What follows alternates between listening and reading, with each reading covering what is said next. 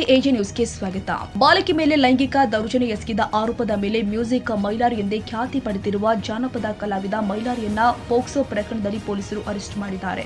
2025ರ October 10ರಂದು 15 ವರ್ಷದ ಬಾಲಕಿ ಮೇಲೆ ಅತ್ಯಾಚಾರ ಮಾಡಿರುವ ಆರೋಪದ ಮೇಲೆ ಈತನ ವಿರುದ್ಧ ಬಾಗಲಕೋಟೆ ಜಿಲ್ಲೆಯ ಮಹಾಲಿಂಗಪುರ ಪೊಲೀಸ್ ಠಾಣೆಯಲ್ಲಿ ಎಫ್ಐಆರ್ ದಾಖಲಾಗಿತ್ತು.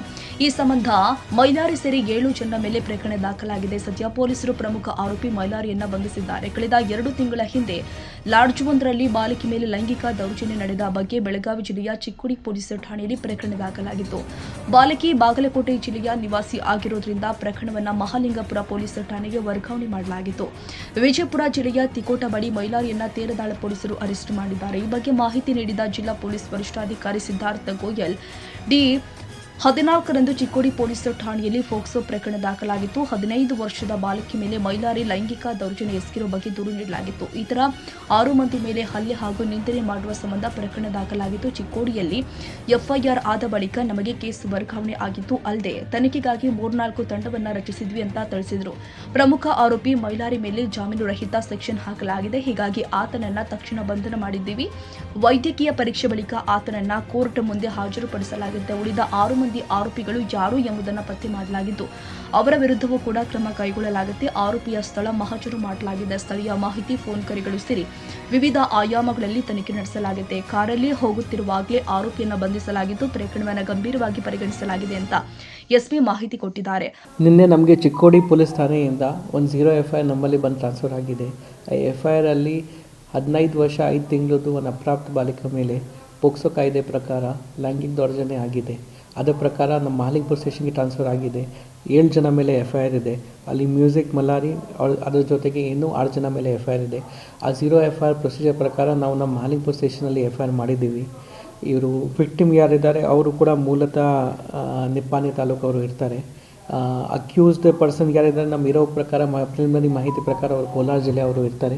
ಮತ್ತು ಬೇರೆ ಬೇರೆ ಜಿಲ್ಲೆಯಲ್ಲಿ ಏನೋ ಮ್ಯೂಸಿಕ್ ಪ್ರೋಗ್ರಾಮ್ ಮಾಡ್ತಾ ಇದ್ದಾರೆ. ಈಗ ನಾವು FIR ರಿಜಿಸ್ಟರ್ ಮಾಡಿದ್ದೀವಿ. ಮುಂದಿನ ತನಿಖೆ ಮಾಡ್ತಾ ಇದ್ದೀವಿ.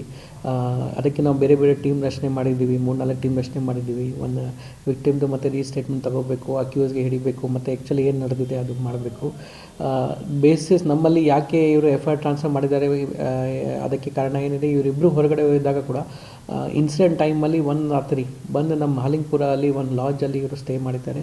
ಅದ್ರ ಬೇಸಿಸ್ ಮೇಲೆ ನಮಗೆ FIR ಟ್ರಾನ್ಸ್ಫರ್ ಆಗಿದೆ. ಅಲ್ಲ 14/12ಗೆ ಆಗಿದೆ, ನವಂಬರ್ 14 ಇಲ್ಲ, ಅದು ತಪ್ಪು ಮಾಹಿತಿ ಇದೆ. 3 ಡೇಸ್ ಮುಂಚೆನೇ ಚಿಕ್ಕೋಡಿಯಲ್ಲಿ ಆಗಿದೆ. ವಿದಿನ್ 14/12ಗೆ ಆಗಿದೆ, 14 ನವಂಬರ್ ಇಲ್ಲ. ಇನ್ಸಿಡೆಂಟ್ ಡೇಟ್ ತಾವು ಕರೆಕ್ಟ್ ಹೇಳ್ತಾ ಇದ್ದೀರಾ, ಅದು 24/10/2025ಗೆ ಆಗಿತ್ತು. ಬಟ್ ಅವರು ಚಿಕ್ಕೋಡಿಯಲ್ಲಿ ಯಾವ ಕಂಪ್ಲೇಂಟ್ ಕೊಟ್ಟರು ಇಮಿಡಿಯೇಟ್ಲಿ ಅವರು FIR ರಿಜಿಸ್ಟರ್ ಮಾಡಿದ್ದಾರೆ. 2 ಡೇಸ್ ಆಯಿತು. ವಿದಿನ್ 2 ಡೇಸ್ ನಮಗೆ ಟ್ರಾನ್ಸ್ಫರ್ ಕೊಟ್ಟಿದ್ದಾರೆ. ನಾವು ಕೂಡ FIR ಮಾಡಿದ್ದೀವಿ. 14/12ಗೆ ಚಿಕ್ಕೋಡಿಯಲ್ಲಿ ಆಯಿತು. ನಮ್ಮಲ್ಲಿ 1 ಡೇ ಡಿಫ್ರೆನ್ಸ್ ಅಷ್ಟೇ ಇದೆ. 1 ಡೇ ಡಿಫ್ರೆನ್ಸ್ ಅಷ್ಟೇ ಇದೆ. ಡೇ ಬಿಫೋರ್ ಯಸ್ಟರ್ಡೇ ಚಿಕ್ಕೋಡಿಯಲ್ಲಿ ಆಯಿತು. ಅವರು ಇಮಿಡಿಯೇಟ್ಲಿ ವಿದಿನ್ 24 ಅವರ್ಸ್ ಸರ್ಕಾರ ಪ್ರೊಸೆಸ್ ಪ್ರಕಾರ ಕನ್ಸಲ್ಟೇಷನ್ ಕೊಡಬೇಕು, ಅವ್ರು ನಮಗೆ ಕೊಟ್ಟಿದ್ದಾರೆ. ನಾವು ಕೂಡ FIR ರಿಜಿಸ್ಟರ್ ಮಾಡಿದ್ದೀವಿ. ಯಾವುದು ಡಿಲೇ ಇಲ್ಲ. ಅದು ನಾವು ಇನ್ವೆಸ್ಟಿಗೇಷನ್ ತರ್ತಾ ಇದ್ದೀವಿ. ಈಗ ಅದಕ್ಕೆ ನಾವು ವಿಕ್ಟಿಮ್ಗೆ ಕಂಪ್ಲೇಂಟ್ಗೆ ಇನ್ನೊಂದು ಸರಿ ಕರೆದಿದ್ದೀವಿ. ಅವರು ಯಾಕೆ ಇಷ್ಟು ಡಿಲೇ ಆಗಿ ಕಂಪ್ಲೇಂಟ್ ಕೊಟ್ಟಿದ್ದಾರೆ. ಬಟ್ ಪೊಲೀಸ್ ಕಡೆಯಿಂದ ಯಾವುದೂ ಡಿಲೇ ಇಲ್ಲ ಇದರಲ್ಲಿ. ಅಲ್ಲಿ ಕಂಪ್ಲೇಂಟಲ್ಲಿ ಬಂದಿದೆ ಅಂತ ಚಿತ್ರೀಕರಣ ಮಾಡಿದ್ದೀನಿ, ನಾನು ಬ್ಲ್ಯಾಕ್ ಮೇಲ್ ಮಾಡ್ತೀನಿ, ಅದನ್ನು ನಾವು ಚೆಕ್ ಮಾಡಬೇಕು. ಅದಕ್ಕೆ ನಾವು ಕೆಲಸ ಸ್ಟಾರ್ಟ್ ಮಾಡಿದ್ದೀವಿ. ಕರೆಕ್ಟ್ ಡೈರೆಕ್ಷನಲ್ಲಿ ಇನ್ವೆಸ್ಟಿಗೇಷನ್ ಮಾಡೋಕ್ಕೆ ನಾವು ಸ್ಟಾರ್ಟ್ ಮಾಡಿದ್ದೀವಿ. ಟೀಮ್ ಕೂಡ ಫಾರ್ಮ್ ಮಾಡಿದ್ದೀವಿ. ಇದು ನಮ್ಮಲ್ಲಿ ಬಂದು ಕಂಪ್ಲೇಂಟ್ ಕೊಡಲಿಲ್ಲ. ನಾವು ಎಲ್ಲ ಶುರುವಿಂದ ಸ್ಟಾರ್ಟ್ ಮಾಡಬೇಕು. ಈಗಾಗಲೇ ನಾವು ಸ್ಟಾರ್ಟ್ ಮಾಡಿದ್ದೀವಿ. ತುಂಬ ಸೀರಿಯಸ್ ಆಗಿ ಕೇಸ್ ತಗೋತಾ ಇದ್ದೀವಿ. ಆರೋಪಿಯು ಮ್ಯೂಸಿಕ್ ಮೈಲಾರಿ ಎಂದೇ ಖ್ಯಾತಿ ಪಡೆದಿದ್ದು ಉತ್ತರ ಕರ್ನಾಟಕ ಭಾಗದಲ್ಲಿ ಜನಪದ ಹಾಡುಗಳನ್ನು ಹಾಡೋದ್ರ ಮೂಲಕ ಪ್ರೇಕ್ಷಕರನ್ನ ರಂಜಿಸ್ತಾ ಇದ್ದ. ಯೂಟ್ಯೂಬ್ ಮೂಲಕವೂ ಕೂಡ ಲಕ್ಷಾಂತರ ವೀಕ್ಷಕರ ಗಮನ ಸೆಳೆದಿದ್ದ ಮೈಲಾರಿ ಈಗ ಜೈಲು ಸೇರಿದ್ದಾನೆ. ಪ್ರಕರಣದಲ್ಲಿ ಪೊಲೀಸರು ಹೆಚ್ಚಿನ ತನಿಖೆ ನಡೆಸುತ್ತಿದ್ದಾರೆ.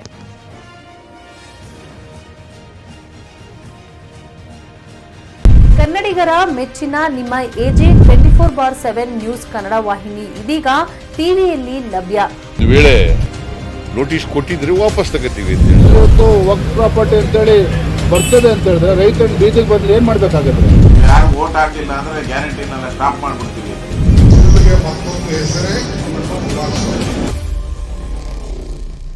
ಕರ್ನಾಟಕ ಮತ್ತು ದೇಶ ವಿದೇಶ 360 ಡಿಗ್ರಿ ಸುದ್ದಿ ಹಾಗೂ ಉತ್ತರ ಕರ್ನಾಟಕ ಬೆಳಗಾವಿ, ಬಾಗಲಕೋಟೆ, ಧಾರವಾಡ, ಹಾವೇರಿ, ಗದಗ, ಬಿಜಾಪುರ ಜಿಲ್ಲೆಯ ಕ್ಷಣದ ವಿವರವನ್ನ ಪಡೆಯುವುದಕ್ಕೆ AJ 24/7 ನ್ಯೂಸ್ ಕನ್ನಡ ವಾಹಿನಿಯನ್ನ ಲೈಕ್ ಮಾಡಿ, ವಿಡಿಯೋಗಳನ್ನ ಶೇರ್ ಮಾಡಿ, ಕಮೆಂಟ್ ಮಾಡುವ ಮೂಲಕ ನಮ್ಮ ವಾಹಿನಿಗೆ ಸಹಕಾರ ನೀಡಿ ಮತ್ತು ಚಾನೆಲ್ ಅನ್ನ ಸಬ್ಸ್ಕ್ರೈಬ್ ಮಾಡಿ. ಧನ್ಯವಾದಗಳು.